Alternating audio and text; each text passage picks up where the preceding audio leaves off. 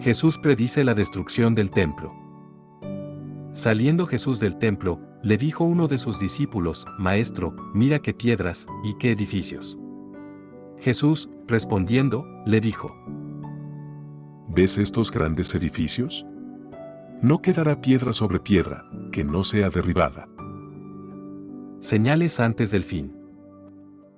Y se sentó en el monte de los Olivos, frente al templo. Y Pedro, Jacobo, Juan y Andrés le preguntaron aparte: Dinos, ¿cuándo serán estas cosas? ¿Y qué señal habrá cuando todas estas cosas hayan de cumplirse? Jesús, respondiéndoles, comenzó a decir: Mirad que nadie os engañe, porque vendrán muchos en mi nombre, diciendo, Yo soy el Cristo, y engañarán a muchos.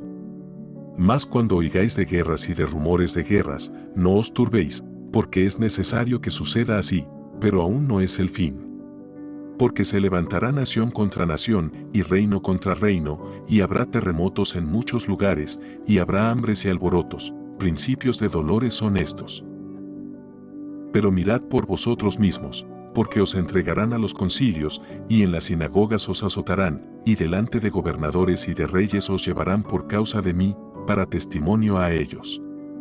Y es necesario que el Evangelio sea predicado antes a todas las naciones.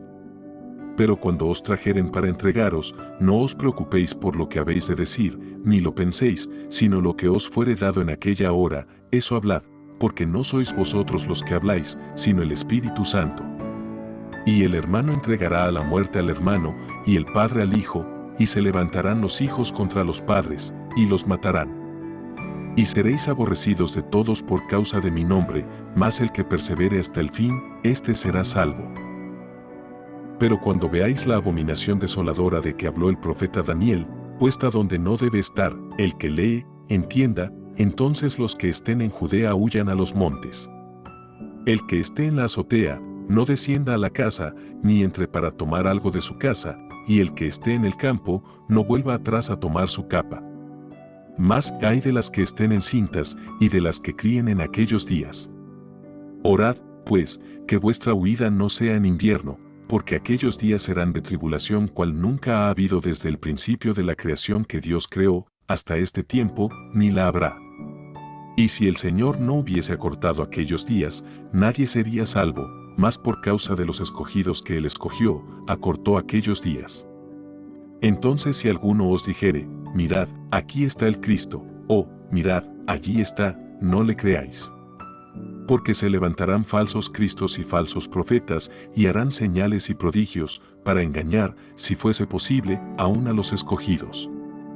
Mas vosotros mirad, os lo he dicho todo antes. La venida del Hijo del Hombre.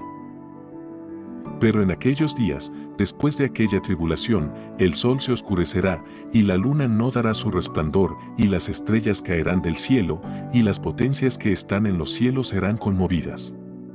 Entonces verán al Hijo del Hombre, que vendrá en las nubes con gran poder y gloria. Y entonces enviará sus ángeles, y juntará a sus escogidos de los cuatro vientos, desde el extremo de la tierra hasta el extremo del cielo. De la higuera aprended la parábola: cuando ya su rama está tierna, y brotan las hojas, sabéis que el verano está cerca. Así también vosotros, cuando veáis que suceden estas cosas, conoced que está cerca, a las puertas. De cierto os digo, que no pasará esta generación hasta que todo esto acontezca. El cielo y la tierra pasarán, pero mis palabras no pasarán. Pero de aquel día y de la hora nadie sabe, ni aun los ángeles que están en el cielo, ni el Hijo, sino el Padre. Mirad, velad y orad, porque no sabéis cuándo será el tiempo.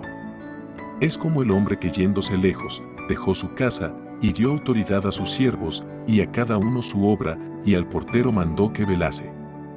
Velad, pues, porque no sabéis cuándo vendrá el Señor de la casa, si al anochecer, o a la medianoche, o al canto del gallo, o a la mañana, para que cuando venga de repente, no os halle durmiendo.